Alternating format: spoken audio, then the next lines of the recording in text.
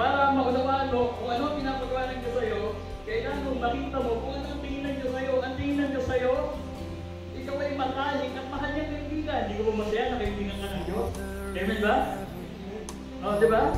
So, kung tayo ay mga kaibigan ng Diyos at mga minamahal ng Diyos, dapat tingnan natin yung sarili natin bilang mga kaibigan ng Diyos. Sabi po ng Romans chapter 5, verse 8 hanggang 10. Ngunit ipinadama ng Diyos ang kanyang pag-ibig sa atin na mamatay si Cristo para sa atin nung tayo makasalanan pa.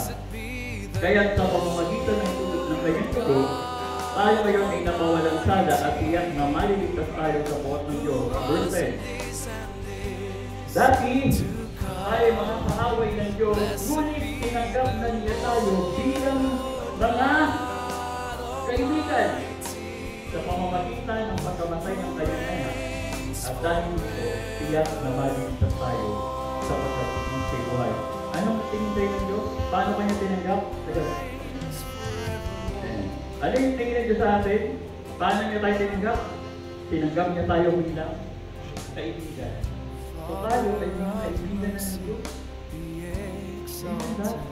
Kaya dapat, kung kaibigan ng Diyos ay kaibigan niya, dapat pahalagahan mo rin sa sarili.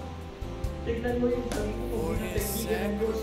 Bawat kilos mo, bawat galaw mo, bawat salita mo, ang nakikita sa'yo, ay kaibigan ka ng Diyos. Problema, pag dito, kaibigan ka ng Diyos. Pag ngunit, ang nagsabat ko, kaibigan ka ng Diyos.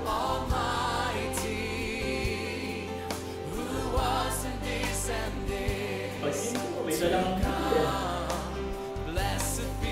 Pag ngunit, ang nagsabat ko, iba na ito. Pag kaibigan ng Diyos, pwede sa Diyos. O yun muna, no? Tayo mga kaibigan ng Diyos. Pangalawa, ano po yung tingin nito sa atin? God is us as He loves people. Ano tingin sa inyo? God is us as He loves children. Ano po yung sabi nun? Ang tingin ng Diyos sa atin ay bilang kanyang minamahal na anak. Una, ang tingin ng Diyos, kanyang kaibigan. Pangalawa, ang tingin ng Diyos, kanyang minamahal na anak. Sabi po ng John chapter 3,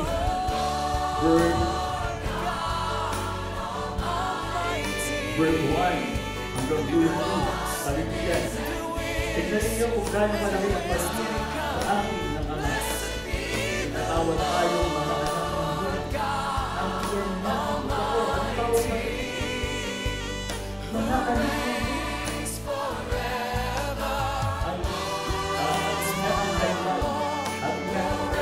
Dahilan bakit tayo magkilala ng mga kapatid ay hindi na kilala ng Diyos.